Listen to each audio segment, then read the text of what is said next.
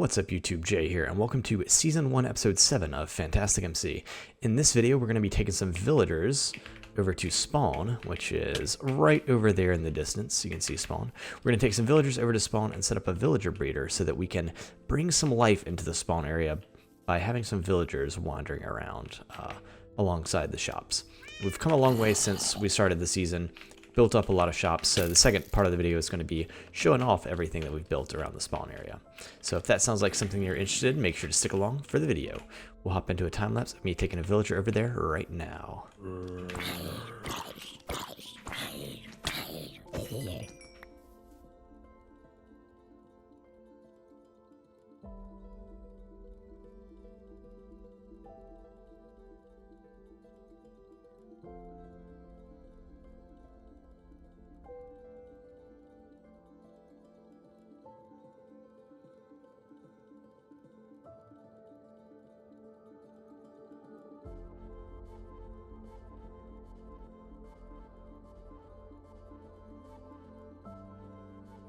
Hello there. Hello there. Alright, now it's time for me, somebody who has never built a true villager farm, to explain how villager farms work without looking at any of the wiki or any other documentation. So, if I'm wrong, and I probably will be, correct me in the comments section. It'll be too late, but it's something. So, I mean, basically the idea, what I'm thinking is we can build it somewhere up here, but let's kill these guys first.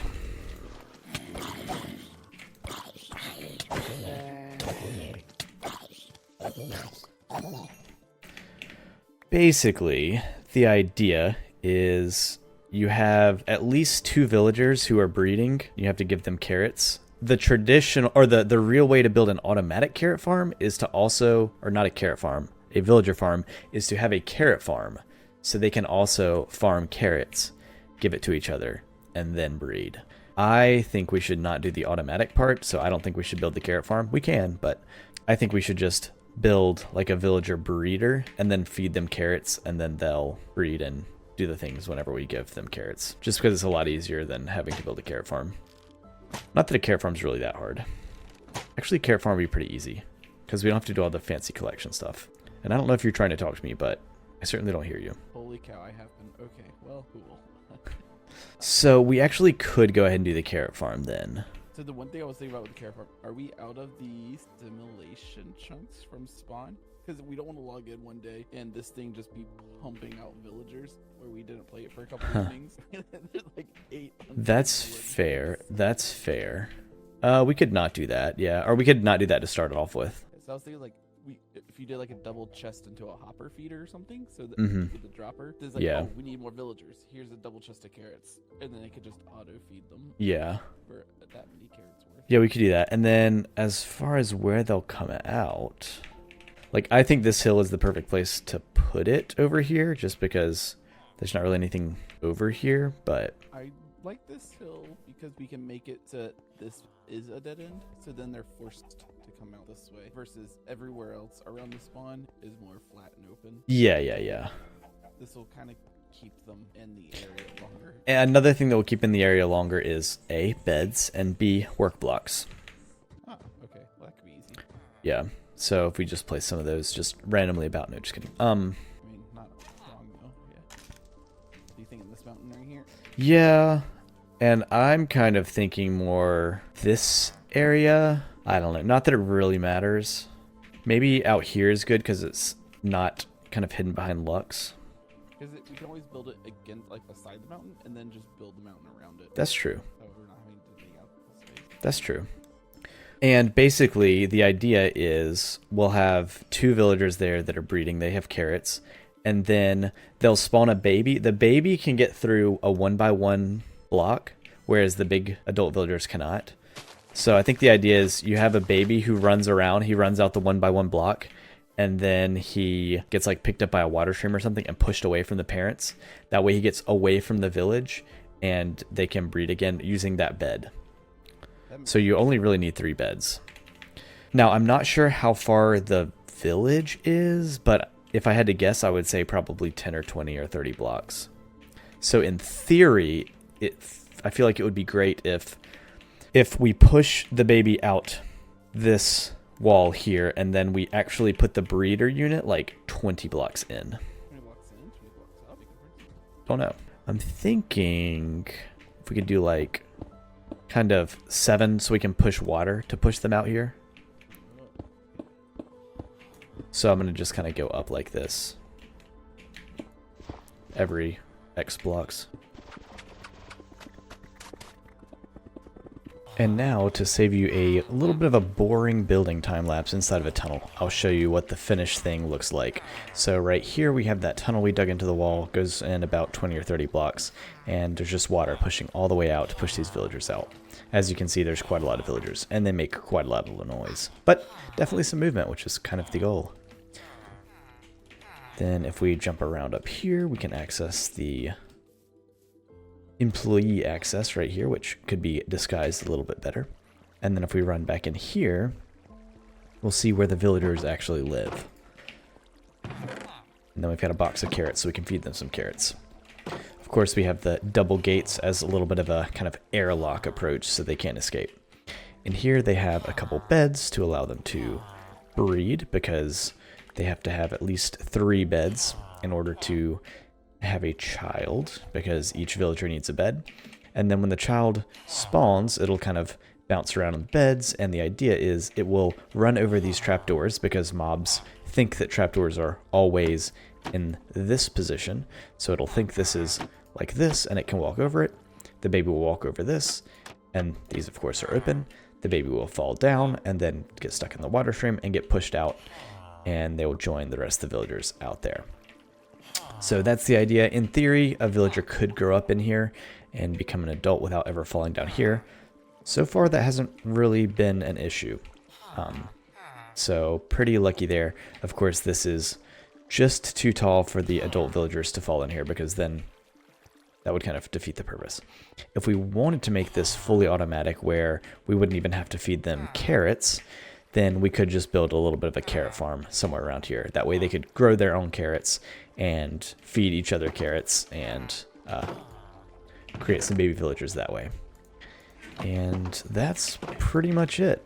Again, here's what it looks from the outside, where the villagers keep shooting out, and then we've kind of got everything blocked off so they can't escape. Alright, so now we have this villager spawner set up in here that we just set up with Jace. And as you can see, there are a lot of villagers around here, and a few iron golems if you can look right behind that guy. But yeah, there's a lot of villagers. There's particularly a lot of villagers in the luck shop. But since we're in town, I figured might as well go ahead and do some shopping and then show off where the town's at since where we started. So of course, when we all joined the server, there was none of this stuff here. There were some trees over here. This area over here is where we spawned, and I created started up a little garden there. There was this little crevasse, and then we kind of started up, and I came over here and got some animals started up, and that's more or less still where these cows live today. At that time, there were cows, sheep, and chickens, but now there's cows, and then I guess maybe the chickens are over there, and then I know the sheep are over the hill over there. So let's go ahead and take a look around the town. The first thing I want to do is, as you can see, I'm hungry. So I want to go to Kia's shop over here and buy some food at Kia's food shop. So what does it say? Three ingots. I'll grab some mutton. And while I'm here, let me go ahead and grab some leather, because I can use that for books. And I'll toss in 6 ingots there for the payment. And now we can eat up so that I can sprint around again. As I mentioned, you know, we have the chickens here, we've got the cows there, and we have multicolored sheep down here. And as you can tell, we've got a little bit of a border wall wrapping the village, just now that we have all these villagers in here with the villager spawn. So that's Kia's shop, and I guess we might as well go ahead and continue around counterclockwise, since we're already over here. Over here you can see the beginnings of a greenhouse that Art Kid Money's been working on. There's some flowers over here. Probably one of the main restrictions here is glass, just because we don't have a lot of sand right now. And you can see some of the copper grates here. Looks pretty cool. This will be nice once it's finished. And then we have another build by Art Kid Money, a little bit of a like terracotta and clay shop. Eventually it looks like it'll have honeycomb. Oh, there is some honeycomb. No bottles of honey, but there is honeycomb. And then there's stuff like terracotta over here, some clay bricks. Let me check the prices. I don't have any of those items here to buy, but you can see in here where I've already bought some bricks. Again, notice the copper. Seems to be one of Art Kid Money's things. Come around the edge. Get ready to cover your ears as we go into the fish shop. And I feel like there was something... Ooh, that was loud. I feel like there was something I wanted here. Oh yeah, I wanted to go ahead and grab some sand so I can make glass to make some potion bottles. So let's take a look at these prices. 16 iron, 64 arrows, 5 fishing rods. I think we're going to come back to that a little bit later. Got a little bit of a garden over here. Here's where we've got some beds set up to kind of pull the villagers away from the spawner over toward the rest of the village. We've got the map room that we built. And of course, there's the spawn area. We've taken a look kind of at this area so far, and we're bringing it around to this side of the map. And then of course we have our house over here, which needs to be updated after building our mountain and monastery. So this thing looks very nice. Going on from the map building, we have this amazing statue that Jace built. You can check out his channel and find a video of him building that there. Nice waterfall and bridge. Really like the look of that. Not a big fan of these walls, but the reason for these walls is because the villagers keep falling in here, as you can see. And technically they do have a way out, but they don't really seem to desire getting out of that water. They seem pretty content with just hopping over there, which is...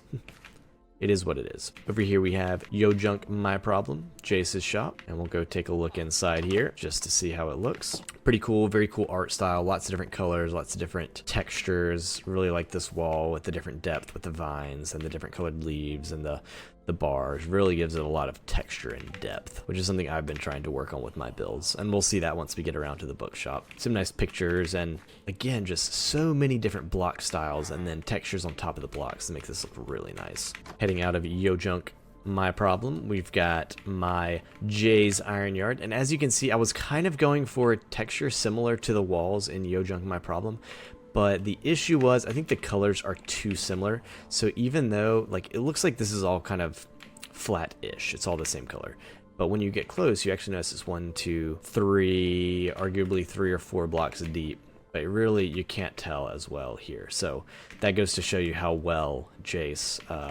built his walls with texture and such. So come in here, definitely like the red for the nether side, and then we have the iron yard on the right side, including the anvil, which Jace will probably break at some point.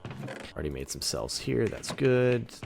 We've sold 1 liquid nether portal, but that didn't seem to be a big seller, to be fair. We'll leave my iron yard, and then we'll come up to Lux, my luxury shop. And then once we come in Lux, we can see, it looks like I need to restock my diamond armor. Got some iron armor for sale, but at this point, pretty much everybody has iron, so we should be good there. Selling some diamond tools, as well as name tags, which I need to take some name tags and start naming some people, but, you know, I'll get there eventually. Got a fair bit of iron stuff available, and then, yeah, pricing, and there's the payment bucket. Leaving Lux, we can actually jog over here just to take a look at the monastery that we built in the last episode, as well as the snowy mountain peak. And then we'll come around to the post office with everybody's heads on this wall. And then up top, we have He's Dead's stationery shop, where we have a lot of different book type things for sale, as well as books and quill. Delivery boxes for the post office. Come out of here, and then we have a new building that Jace is building. You'll have to go check out his channel. I think his episode, somewhere around like episode 5, 6, or 7, he builds this and then talks about what he's going to eventually use it for. But so far right now, the inside is pretty bare, about as bare as it could get. But it does look nice. It'll be nice once that's finished up. We've got the little spawn pad that I built, very basic, but this is where the new players kind of join in. Then we have our news and job board over here that I built, and another statue that Jace built. We've got some server news and stuff posted on this bulletin board, and then on the other side we have the job board, which some general things. We still need to build a spawn nether portal, which is kind of sad that we haven't done that yet. I don't think I've been in the nether in any of my episodes so far, although I have actually been to the nether, and if you check out Jace's most recent episode, which I believe was episode 7 or 8, you'll see me going into the nether with Jace to use my looting sword to collect a lot of blaze rods for potion making, which is actually why I want to buy some sand from the fish shop so that I can build some more potion bottles. Of course, we've got my bookshop, which I built in the last episode, How Enchanting a Bookish Place, which I noticed in Jace's most recent video had a few typos in the book, but you know, a lot of texture here, a lot of multi-level floor, multi-level roof, lots of kind of texture outside, decoration outside, like the flowers and the grass a lot. Then once we dive inside, you know, ton of decorations down to pots, books, bookshelves. And then we also have some nice glass windows. We've got some depth here. These stripped oak logs make a really good bulletin board look, or like the back of a bookshelf look. And then we've got a combination of brick walls and brick blocks, adding a little bit more texture into these walls. And if we come up here, see if we can find some of these typos. So the first typo is How Enchanted versus How Enchanting. That's one thing I noticed in Jace's video. And then another typo here is feature falling instead of feather falling. And to be honest, I'm pretty sure there was one more typo in here, but I seem to be overlooking it. So people can kind of understand, you know, the intent of this book for sure. So that is How Enchanting. And then I'm not sure, technically not last, but over here we have Jace's. Welcome to Skelly, where we go by the 3 B's. Buy bone, buy arrows, and buy turn. And then get out! Yep, Jace's Skelly Tunes, where he sells skeleton stuff as well as slime, gunpowder, and arrows for skeletons, of course. And then also music discs somewhere around here. Really like these display cases here. These are super nice. And what I will say here, one of the reasons I mentioned I'm in town is for sand. And one thing that we have here is we have 64 arrows for 8 ores. In He's Dead's fish shop, it was 16 ore for like 13 or 17 sand. Or it was either 16 ore or 64 arrows. So I'm gonna go ahead and buy some arrows for 8 ingots. And then let's see, where do I drop my payment? I guess I just leave my payment in place. We'll leave that there. And then last but not least is Jace's house over here, and bake a cake. So this was really one of the first things that actually got built in Spawn that still remains. So like I mentioned, that little cow farm area was there at first. There was also a tiny little house that I made here and a little garden over there. But the garden kind of got moved over here. The house got destroyed because it was, you know, basically just your standard starter wooden house. The cows kind of remained there, but then Jace built this house, which was one of the first things that got built, in addition to the map building. But, you know, Jace's house looks super nice, a lot of depth again here, a lot of different colors, nice color scheme, awesome water wheel, and then his bake-a-cake, which we featured in one of our last episodes, where you can come in here, toss some ingots down here, and then you can grab some milk from the cow, grab some eggs, and grab some sugar cane, and then you can use that sugar cane, grind it up, bake a cake, and then eat it over here. And then, like I said, we'll go ahead and grab some sand from He's Dead's fish shop. Let's see if we can see. Yep, there's our little monastery over there after the sunset. Let's eat some more of this food we bought from Kia's meat shop. This is looking pretty nice over there. I'll have to check that out at some point. I'm guessing that's Art Kid Money's area over there. Nice little tower there for sure. Art Kid Money definitely seems to like the copper we saw, you know, this copper over here, the copper floor in there, and then now I'm seeing this copper over here. Come into He's Dead shop. We can come over here, and we could have spent 16 iron, but since we were able to buy these 64 arrows with our 8 iron, we can actually do this instead. And then I'll drop these 64 arrows in the payment bucket over here. I think that'll make 15 glass bottles that I can use to make potions, which will be great. So, looks like there's a zombie that got in here, which was supposed to not be possible. We don't really want zombies to get in here and kill all of our villagers for obvious reasons. I'm gonna go check out these other villagers and make sure they're okay. Ultimately, if there are zombies that are getting in here, these villagers should cause iron golems to spawn. But as we can see, there's only one golem that was naturally spawned. These in the shop were actually spawned manually by me by placing down iron blocks as well as pumpkins. And that is it for this episode. I hope you enjoyed it. If you did, make sure to hit that like button so that other people will see it. Make sure to subscribe if you would like to see more of my videos in the future. And if you have any other ideas for things I should build or show off that's in the server now, make sure to leave a comment down below. As always, have a great day, and I'll see you in the next one.